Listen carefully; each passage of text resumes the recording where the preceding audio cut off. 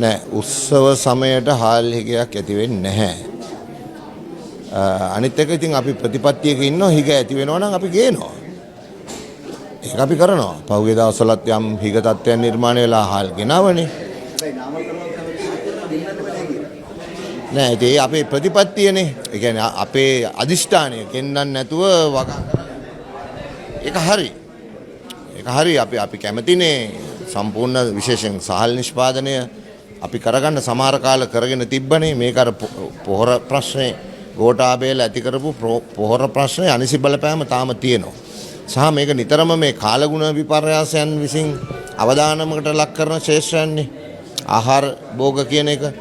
ඉතින් අපි දැන් ඉන්නේ ස්ථාවරත්වයකට හොඳින් හදා ගන්න තෙක් හිග ඇති වෙනවා නම් අපි ගෙනල්ලා පාරිභෝගිකයාට මේ ප්‍රශ්නේ විසඳලා දෙනවා. ඒ නිසා බය වෙන්න කිසිම දෙයක් නැහැ.